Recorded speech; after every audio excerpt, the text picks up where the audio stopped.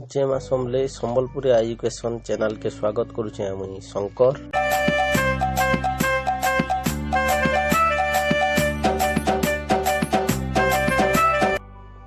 जननी जन्मभूमिश्च स्वर्गदापी गरियसी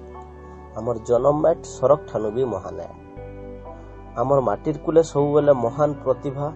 और वीर पुरुष माने जन्म ही करी आमर माटिर ना के स्वर्गनु भी उच्चारे रखिছে। आमर कौशल मैट केवे वीरविहीन नहीं रही। सेंता 1809 मसीहा जनवरी 23 तारिख दिन आमर माटिर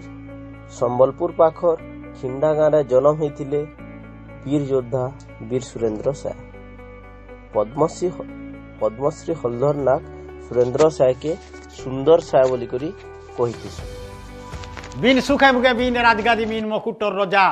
समले मार सिघापु जार वीर पन उड़े ध्वजा फुल झेर बुढ़ा समर पाटना बायसी खालसा धरी गौतिया जमीदार मान कुजे तह काला जुट करी ई जनम भईर मुक्तिर लगी लड़ी दे गला जान एते दिन तक नहीं मिले ताके लागत सम्मान।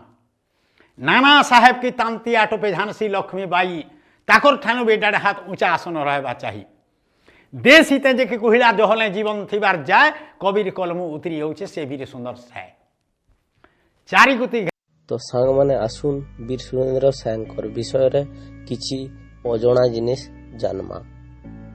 वीर सुरेंद्र सायंकर बापांकर ना थिला धरम सिंह से चौहान राजवंशर बलियार सिंहकर उत्तराधिकारी थिले। वीर सुरेंद्र सायंकर घरे 7 भाई और गुटे भौणी थिले। वीर सुरेंद्र सायंकर ककांकर ना थिला बलराम साय।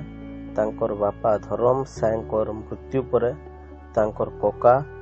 बलराम साय ताकू पाली पोषी करी बड़ करथिले। वीर सुरेंद्र सायंकर छोट दिन युद्ध विद्या प्रति बहुत आग्रह थिला।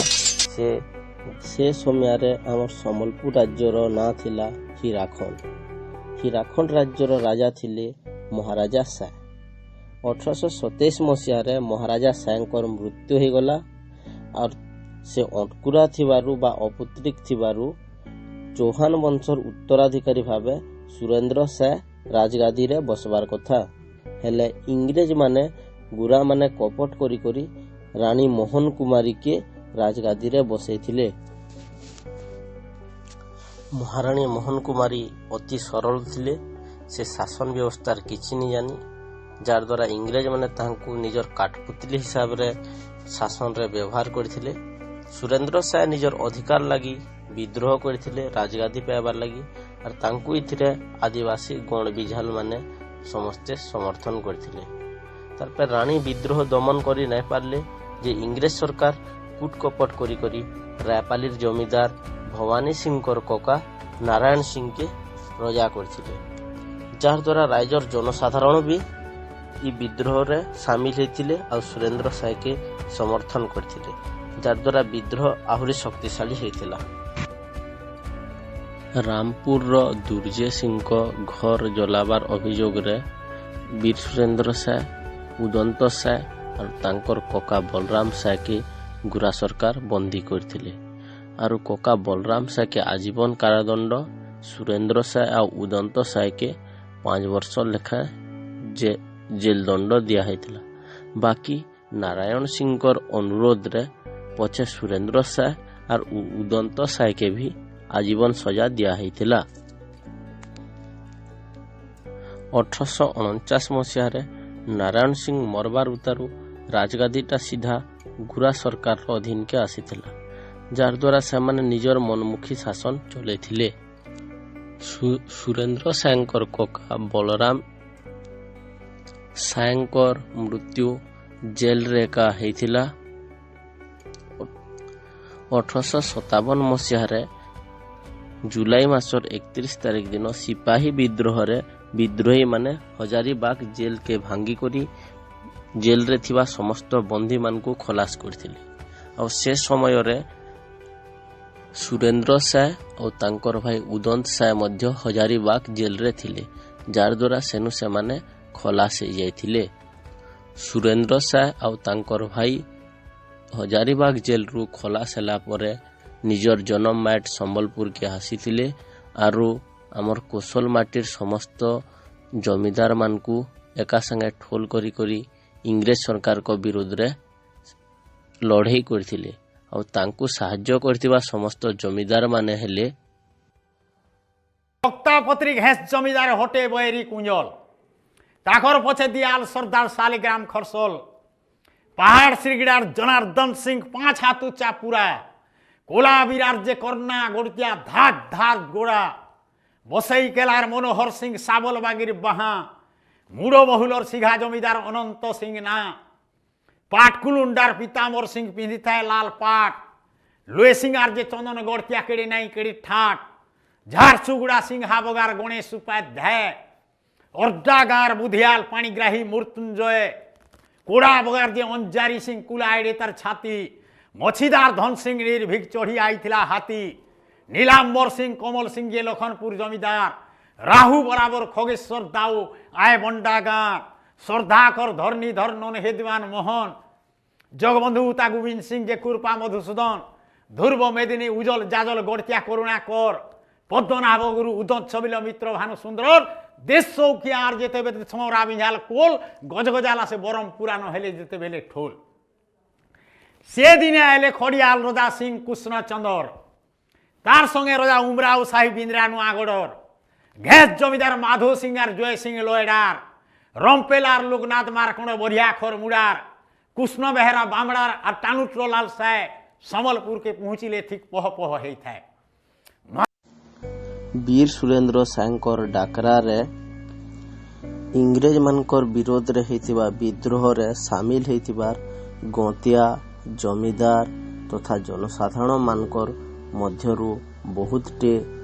निजर जीवन रो बलिदान दे करी माटीर स्वाधीनतार लगी शहीद हेतिले तार गुटे बड़ उदाहरण हैला घेस जमीदार परिवार विद्रोही मानकर आक्रमण रे बहुते गुरा माने भी निजर जीवन हारिथिले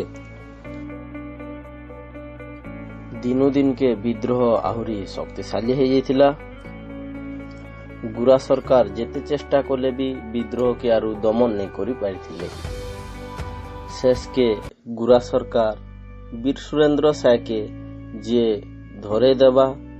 ताके पुरस्कार दिया जावा बोली करी घोषणा कले 1864 मसीहा जनवरी 26 तारिख दिन वीर सुरेंद्र साय गिरफ होते आउ तांको पहला रायपुर जेल के पठा जाइथिला 1865 मसीहा रे वीर सुरेंद्र साय के रायपुर नु असुरगढ़ जेल के पठा जाइथिला 1884 मसीहा मे 23 तारिख दिन बंधी अवस्था रे असुरगढ़ जेल रे वीर सुरेंद्र साय शेष निश्वास त्याग करथिले आरु हमरी मायर तार गुटे वीर पुओ के ई दिन हरे थिला वीर सुरेंद्र साय खाली वीर नि थाई से वीर मानकर भितरे थिले महावीर वीर सुरेंद्र साय निजर 76 वर्ष जीवन काल मध्य रे 37 वर्ष आमर देशर स्वाधीन लगी सजा काटी थिले जेल रे वीर सुरेंद्र साय के विभिन्न शिक्षाविद माने दी इमोर्टाल लायन ऑफ ओडिशा बोली करी कहिथिसन वीर सुरेंद्र साय होचन आमर माटीर गर्व आउ गौरव Burla medical college Sambalpur university Sambalpur stadium Jharsuguda विमान बंदर आहुरी छोट बड़ अनुष्ठान माने सबु वीर सुरेंद्र सायंकर नाम रे नामित होइछे सांग माने आशा करछे वीडियोटा भल लागिथिबा सो प्लीज प्लीज प्लीज हमर संबलपुरिया एजुकेशन चैनल के लाइक करूँ कमेंट करूँ सब्सक्राइब करूँ और शेयर करूँ।